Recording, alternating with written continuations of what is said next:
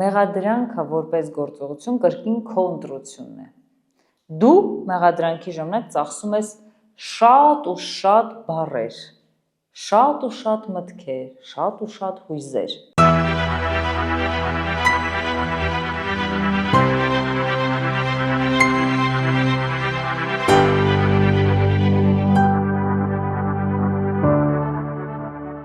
Ողջույն բոլորին եւ եւս մեկ անգամ շնորհակալություն, որ դուք մեզ հետ եք, դա մեզ ոգեշնչում է, ոգևորում է, որ մենք շարունակենք խոսել ամենապահանջված եւ ամենասպասված թեմաներից։ Ողջույն իմ սպիտակաձյունիկ Մարիամ։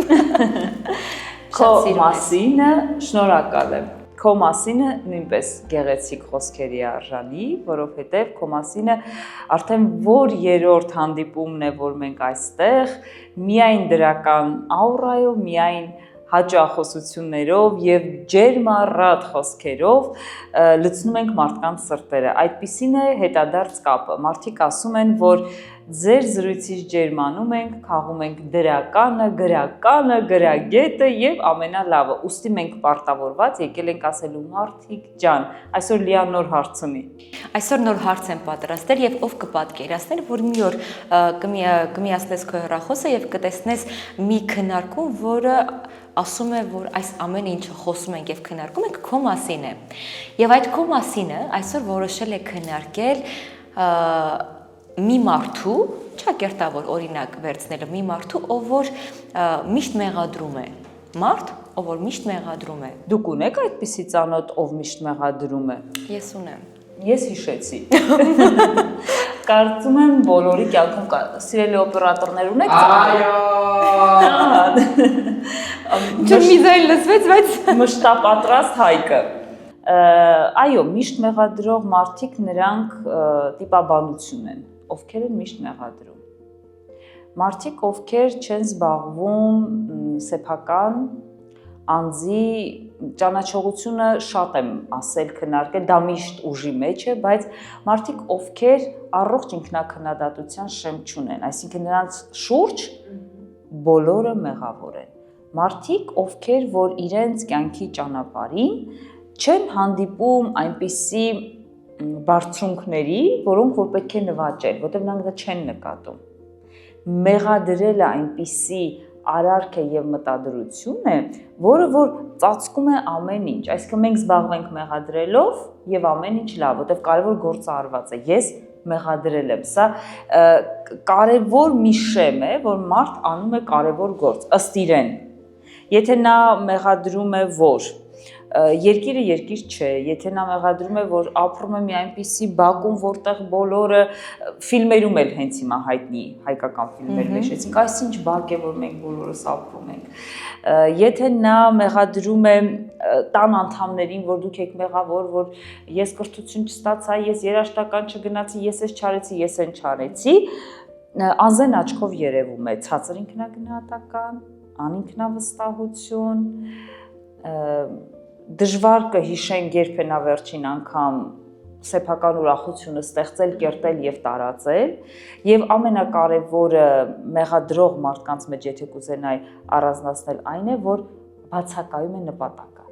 Մարդ, ով դնում է նպատակ, նպատակասլաց է եւ նպատակադրված է ապրում, նա մեղադրելու ժամանակ չունի, որտեղ նա առողջ ինքնակնդատությամբ դուրս կբերի ուշեղ կողմերը, թույլ կողմերը, նպատակներ կսահմանի, կգնա դեպի դա, արդեն նա ժամանակ չունի եւ նրա ինչ գործն է, ով շուրջ ինչով է զբաղվում։ Նա կունենա իրենը, իր կողմը կհավաքի բոլոր այն կարևոր ռեսուրսները, որը պետք է նպատակին հասնելու համար։ Աննպատակ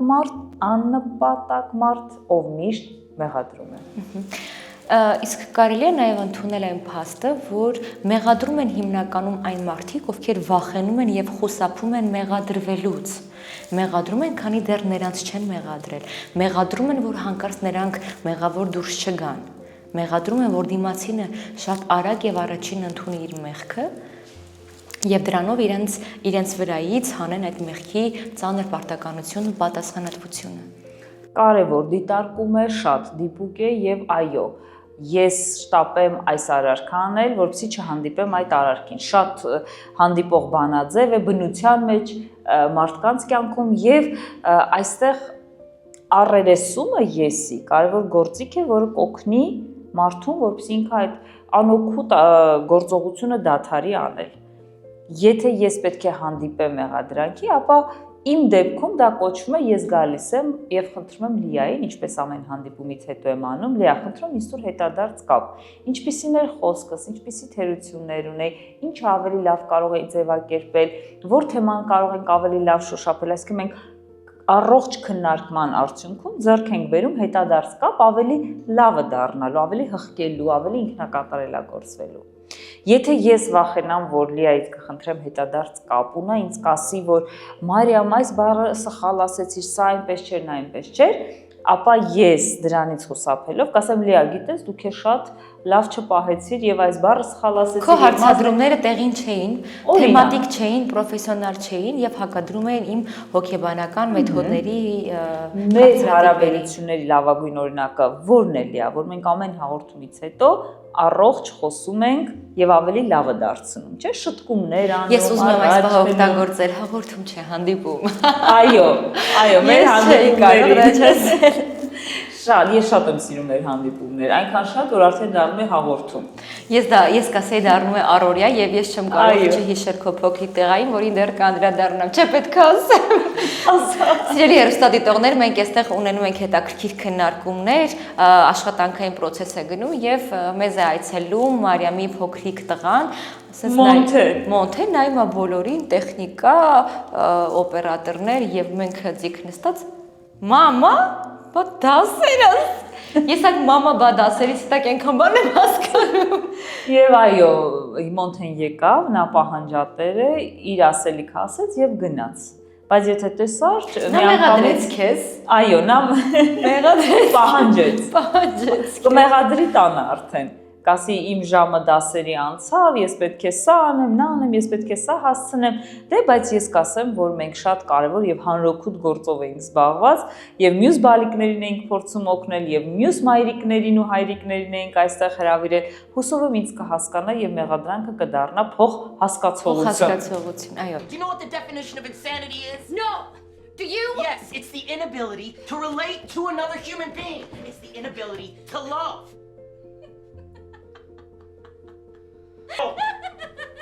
April! You really are a wonderful talker. If black could be made into white by talking, you'd be the man for the job. So now I'm crazy because I don't love you, right? Is that the point? No, wrong! You're not crazy, and you do love me. That's the point, April. But I don't. I hate you. You were just some boy who made me laugh at a party once, and now I loathe the sight of you. What are you gonna do now? Are you gonna hit me to show me how much you love me? Don't worry, I can't be bothered. You're not worth the trouble it would take to hit you. You're not worth the powder it would take to blow you up. Yeah, I got news for you. I wish to God that you had. Եթե նորից խորանանք այն թեմայի մեջ, թե ինչու են հիմնականում մարդիկ մեղադրում, խոսքս մեղադրող մարդկանց մասին է, ես կարող եմ իմ մի փոքրիկ տեսակետը առաջ բերել, որ երբեմն մարդիկ մեղադրում են, որ հանկարծ իրենք իրենց ներսում չմտածեն ու չընդունեն, որ մենք ենք մեղավոր այս չստացված աշխատանքի կամ հարաբերության համար, որովհետև դա ներսից նրանց թուլացնում է, ներսից կոտրում է եւ ենթարկում է ստրեսի եւ գուցե գցում է դեպրեսիայի մեջ, այսինքն ինքնապաշտպանական ռեակցիա է մեղադրելը դիմացինին։ Շատ ճիշտ ես։ Ես կարծում եմ, որ հիմա յուրաքանչյուրը իր մեջ այդ փշուրը գտավ, երբ է ինքը մեղադրում։ Մասնավոր դեպքերում վերցնենք, որ օրինակ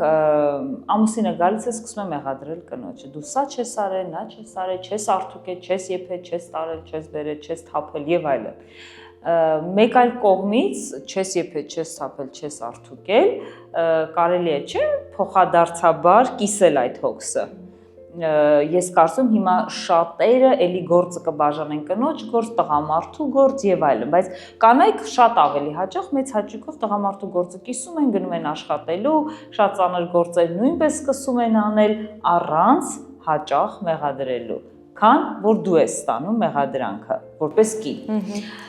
Կանայք, ովքեր իրենց թույլ են տալիս մեղադրել, որովհետեւ չլսեն հակառակ մեղադրանքը, գումարը քիչ է, ասում են համեմատությունների միջով, այս մեկը սա ունի, ես սա չունեմ։ Հոգատարությունը քիչ է, ինձ այդ ժամանակ քիչ է անցկացնում։ Շատ լավ շարք։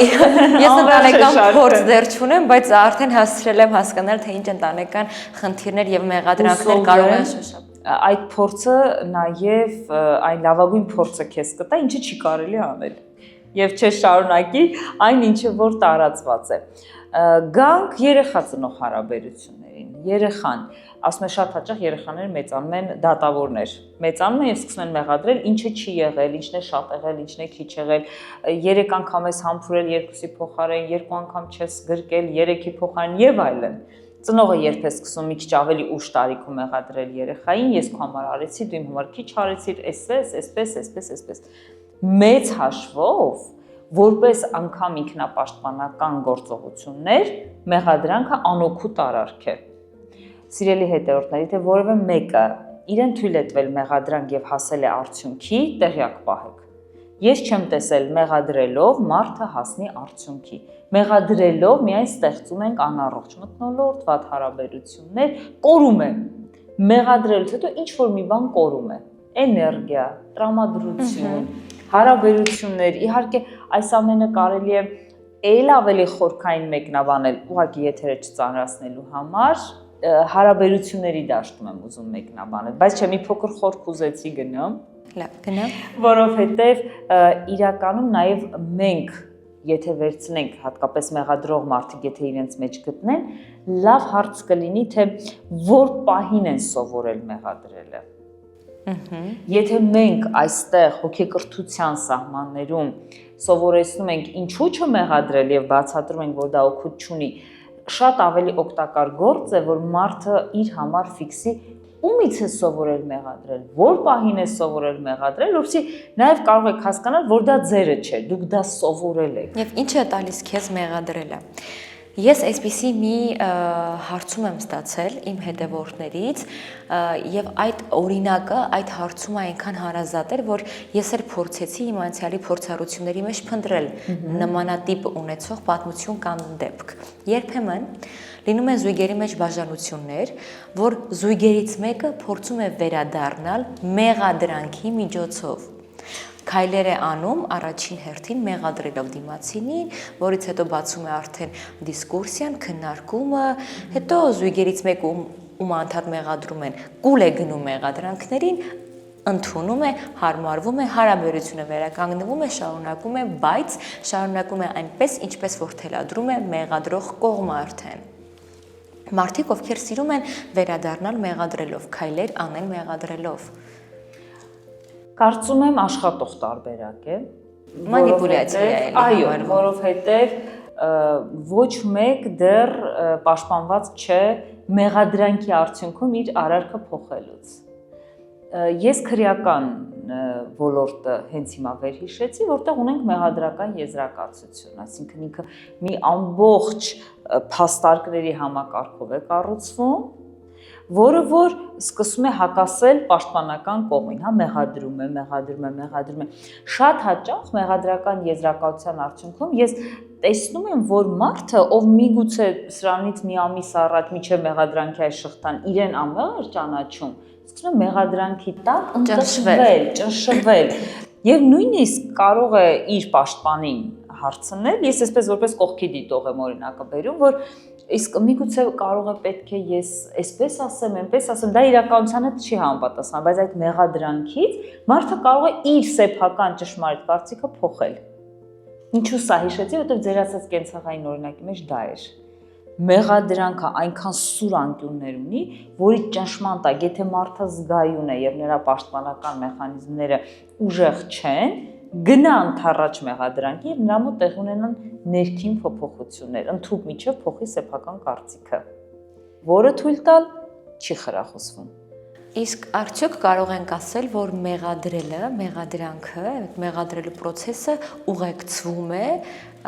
ինքնասիրահարվածությամբ, այսինքն,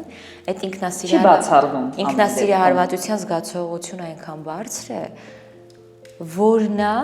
ցանկացած խնդիրը շտկելու, անցկացնելու եւ ինքն իր ներսում իրեն եւս մեկ անգամ արդարացնելու, բարձրացնելու եւ ինքն իր աչքից չընկնելու համար շարունակում է մեղադրել դիմացինին։ Կամ սկսում է մեղադրել։ Այսօրվա մեր զրույցը ինձ գնալով ավելի է դուր գալիս, որովհետեւ շատ հետաքրքիր կողմերից է երևույթը մեջ բերում եւ ինձ ահավոր դուր է գալիս։ Այո, ամբողջ բերած օրինակը ճիշտ էր եւ մեղադրանքը հենց այդպիսի գործառիթ ի վիճակի է իրականացնել, որովհետեւ նաեւ շատ հաճախ մեղադրանքը որպես process հենց այդ նպատակով է տեղի ունենում եւ դրանից կրկին ու կրկին կրկնվում եմ պետք է միայն ու միայն պաշտպանվել, հեռու մնալ եւ զտել քո կյանքից, որտեղ դու մեղադրանքից արդեն ունես մեղադրել կարող եմ, բայց եթե դա արդեն կպել է քեզ եւ դու ունես մեղքի զգացում, դրանից պետք է հեռու մնալ։ Մտքով, մարմնով, ֆիզիկապես, որտեղ կարող է շատ մարդկանց ընտանիքում է ապրում մեղադրողը, հեռու մնալը միշտ չէ ստացվում։ Չի խրախուսվում պատասխանել մեղադրանքին մեղադրանքով։ Տեսեք,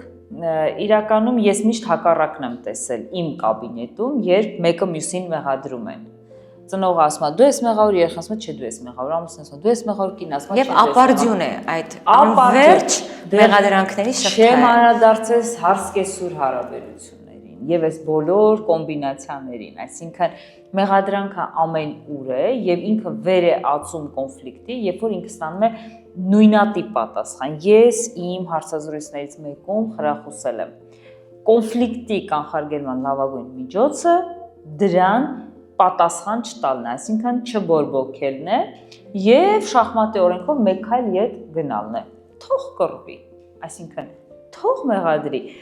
Եթե մարդը կայուն է եւ դու նույնիսկ կարող ես մեղադրանքին ասել, այո, հենց այդպես է։ Համաձայն չլինելով այդ կարծիքին, բայց այդտեղ մի բան կտրում ես, ճիշտ է։ Եվ եթե սա դադարում է, ապա ինչ չես կորցնում, դու չես կորցնում քո ռեսուրսները, ժամանակը, տրամադրությունը,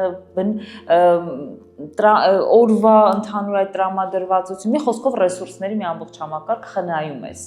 Դու քո անձը խնայեցիր տարար առաջ, իսկ մյուս կողմը կորցրեց, խոսելով, մեղադրելով, ժամերով, էներգիա ծախսելով։ Կարող ենք ենթադրել, որ մեղադրող մարդիկ դժբախտ մարդիկ են։